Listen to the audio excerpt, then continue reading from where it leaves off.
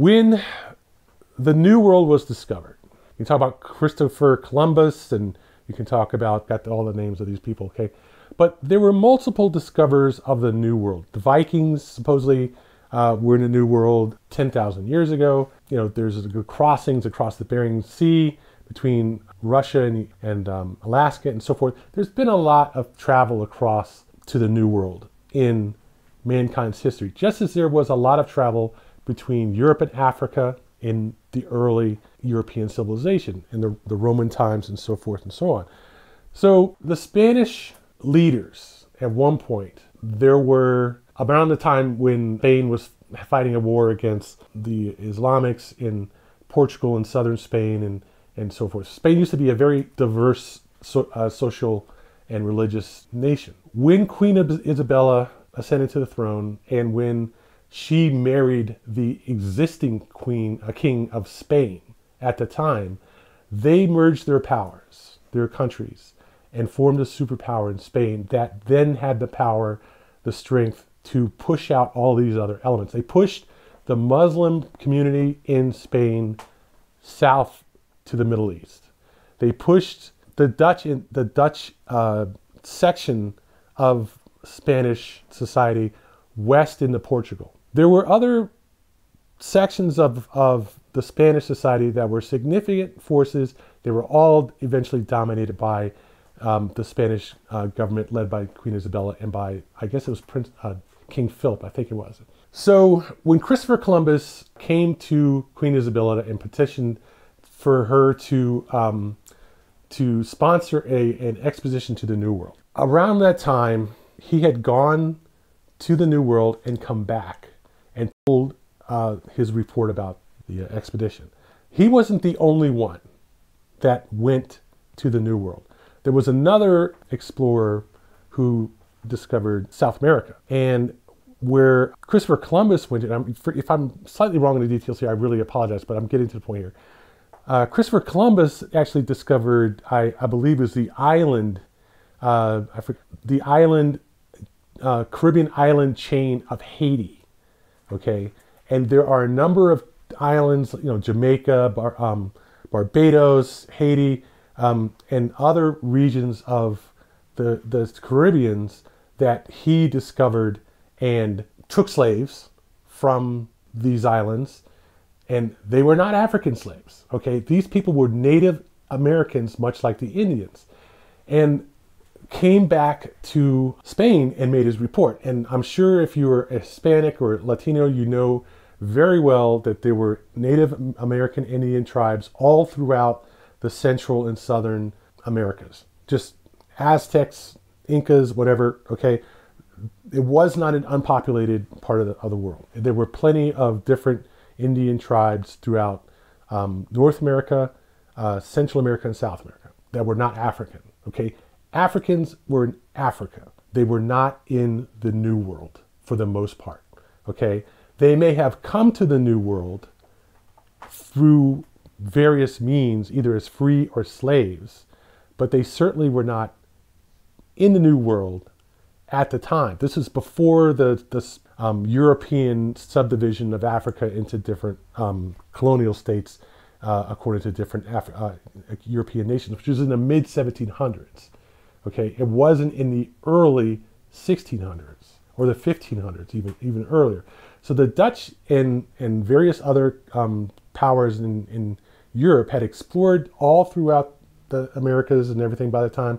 And so when Columbus came back to Spain, Isabella decreed that the Native American tribes were not to be taken as slaves. The problem is that she also said that Africans could be taken as slaves, which was fairly consistent with European policy, since Africans had been taken as slaves for thousands of years, okay? And the Middle Eastern, the Muslims and Middle Eastern societies and so forth were heavily involved in the slave trade. Not just them, but also Europeans were involved in the slave trade.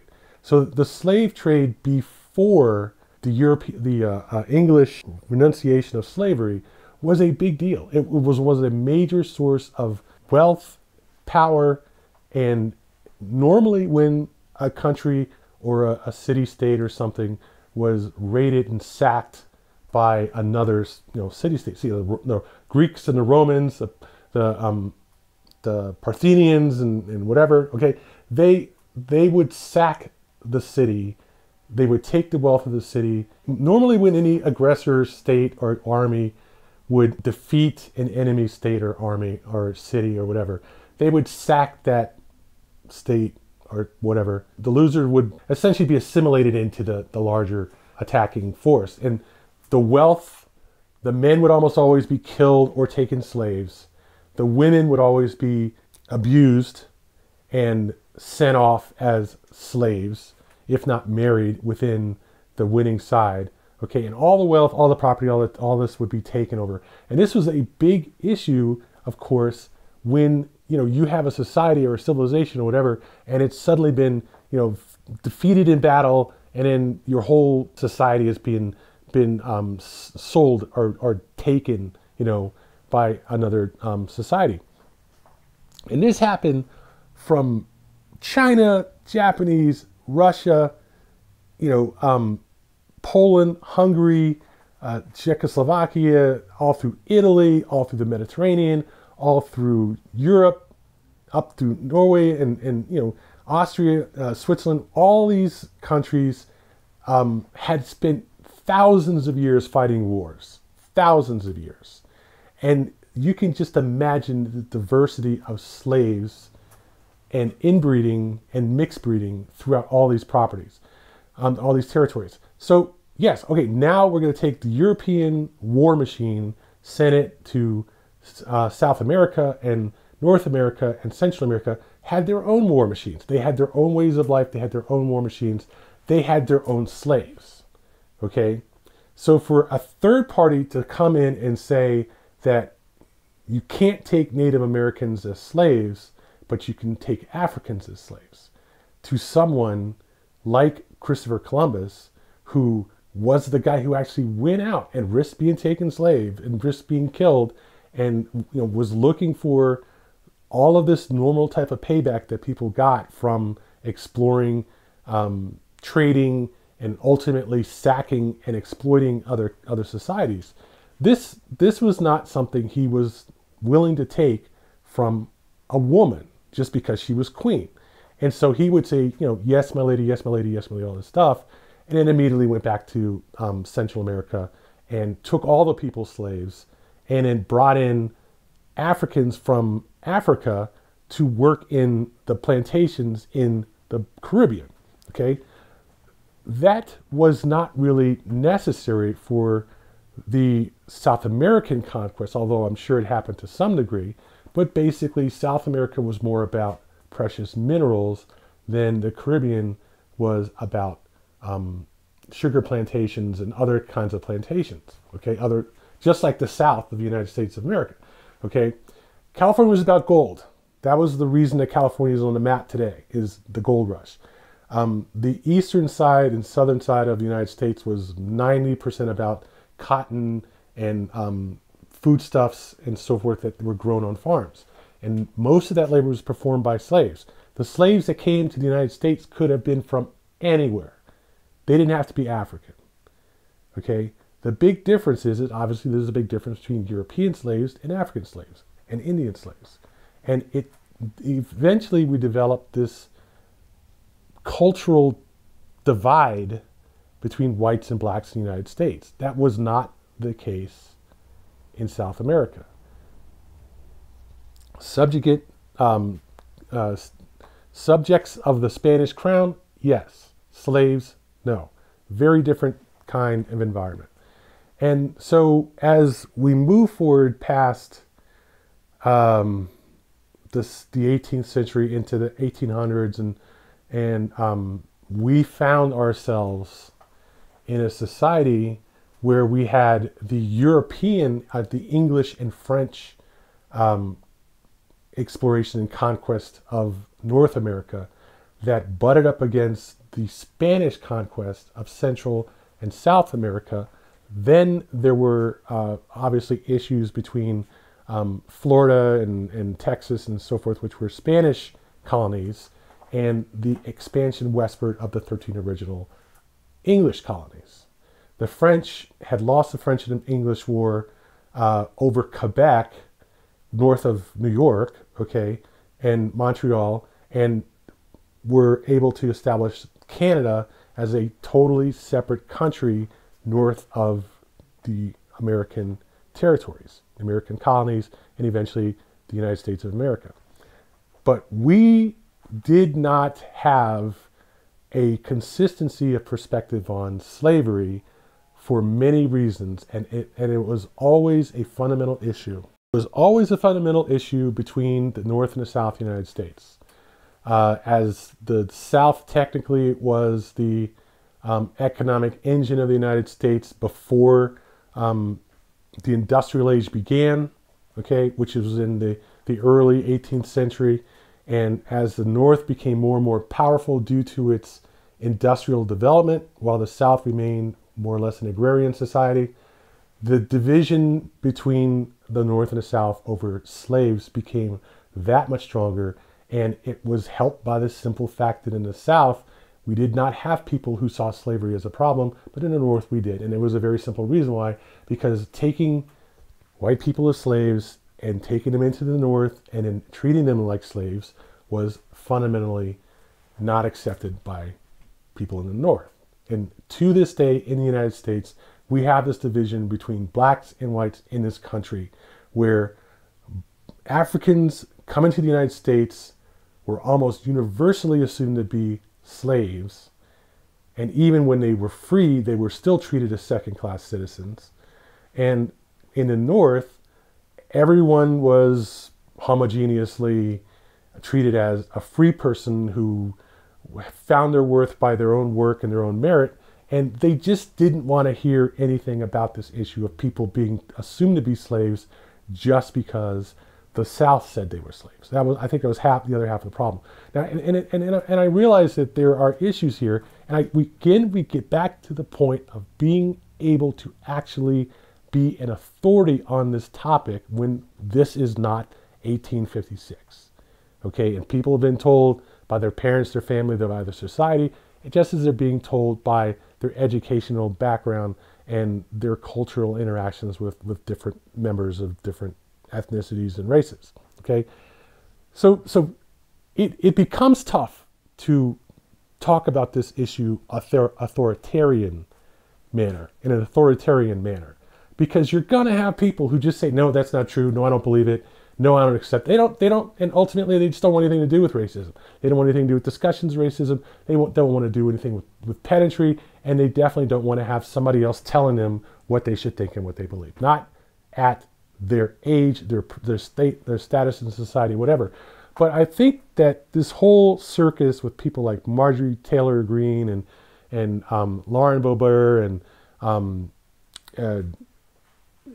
Tucker Carlson and Fox News and all these conservative MAGA clowns, honestly, is a distraction from the real issue, the central core issue of having the Wehrmacht move from World War II to the United States and start treating ethnic Americans like they're Jews. I think that's the core issue that we really are not dealing with, because the liberals and other conservatives in this country want to bury it, want to put it under the table. They don't want our society to get to the border of 1939 and Kristallnacht. Okay, but that's what we've been dealing with in this country for 150 years, since the election of President Lincoln, or even before that at the Missouri Compromise.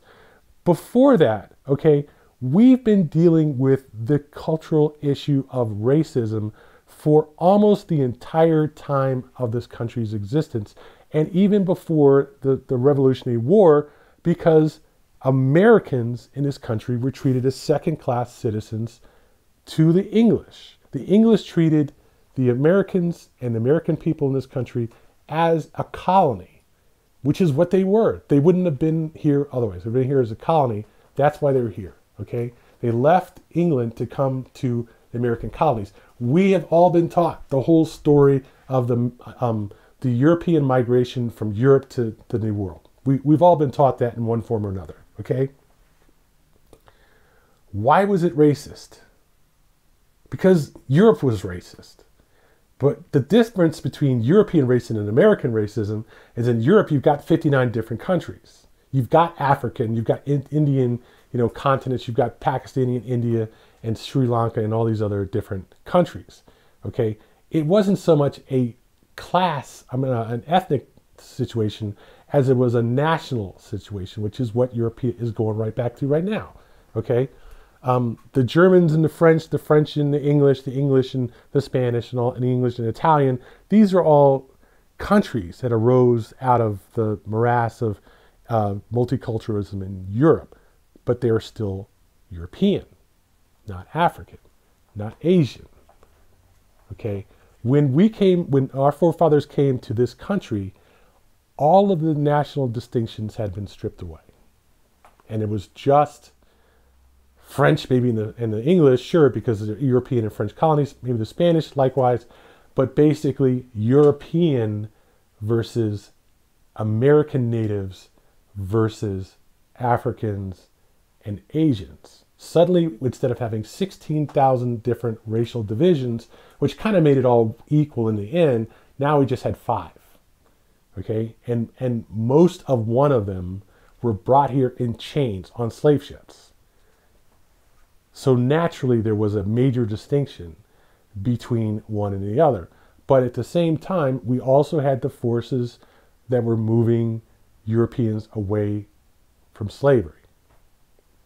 Didn't mean that they respected each other, but they weren't property. And there's a giant difference between those two things, okay?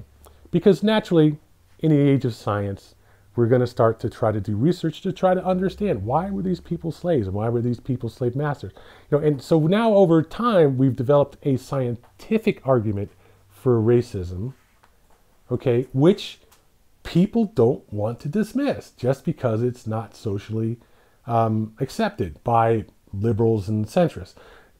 They've created this nuclear weapon in American culture of scientific research, legal research, and so on, that because the North won the Civil War, suddenly all these liberals, and frankly that's what they were, okay, coming out of society at the time, said, no, we can't talk about that. No, that's harassment or abuse of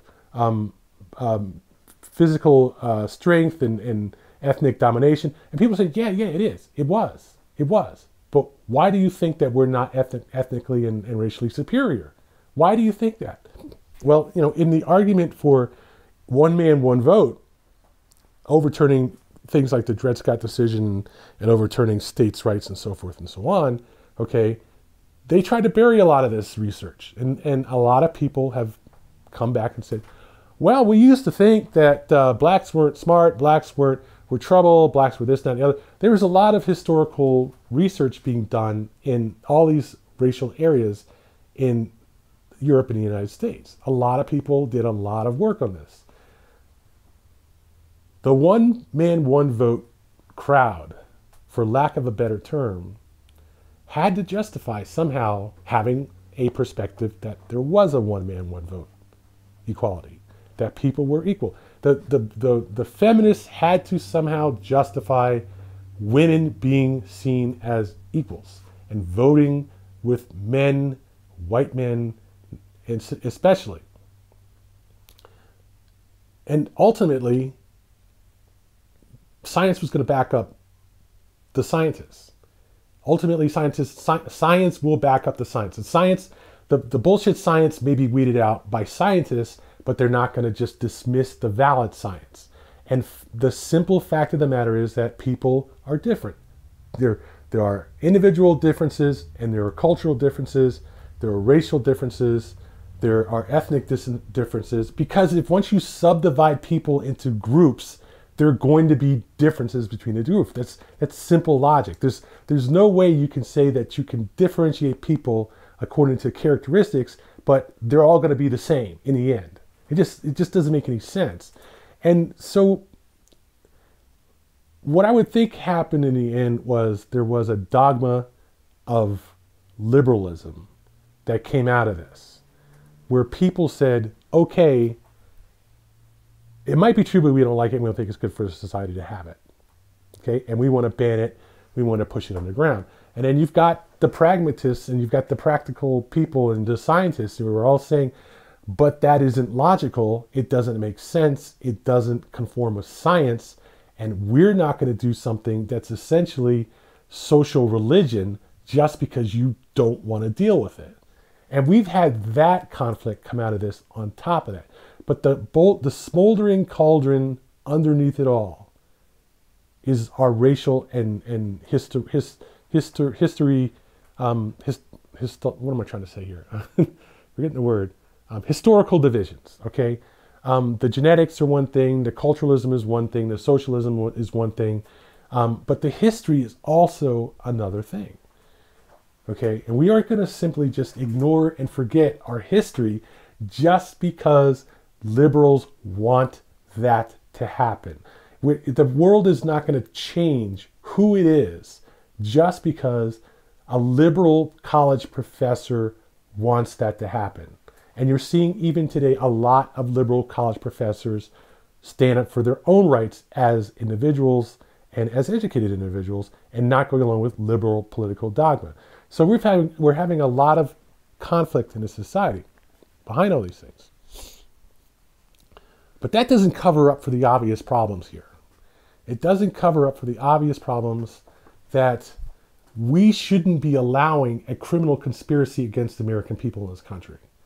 And that's exactly what MAGA is. That's what Trump is telling the people in this country, that he's going to change this country and make it safer and a better place to live by deporting Latinos by mass in this country. And it just doesn't make sense that we stand back and watch this happen in real time when it is a blatant criminal conspiracy against the American citizens. Why are you so worried about everything else but this? Why is this not even be taken seriously?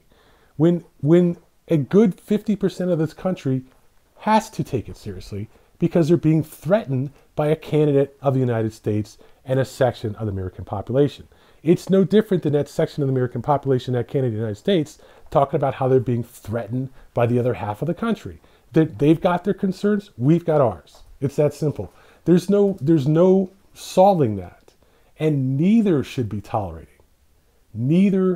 There shouldn't be Black Panthers threatening to commit terrorist acts against white Americans, and there shouldn't be Arab instigators going through New York City and threatening Jews, and there should not be conservative white Americans threatening to arrest and deport minorities in this country just because they're minorities.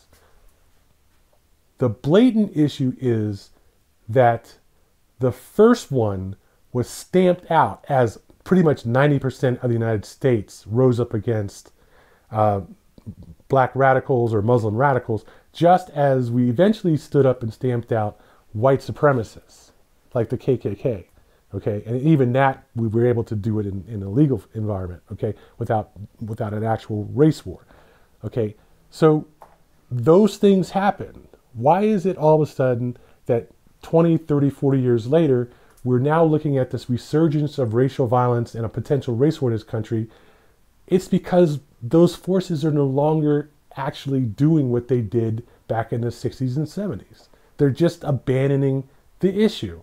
And why are they abandoning the issue? One has to ask, is it because white supremacism has resurged and that they've already infiltrated the American government? They've already basically taken over the law enforcement sections of this government and are no longer interested in stopping criminal conspiracies of mass attacks or mass assaults against large sections of ethnic America. They are no longer interested in defending them. They're actually working with them. And that's why I'm taking the time out of my life to make this long ass video, because I don't think that we get any more attention from the very government that we elect to support us and defend us. I just think they're no longer interested. They're happy sitting back on their fat asses collecting government checks. I feel a lot the same way as a lot of these conservatives and MAGA people when they talk about the Biden administration not defending the border and letting all these Latino gangs take over the inner cities next to these sanctuary cities. I feel very much the same way. They're not doing anything that they should be doing.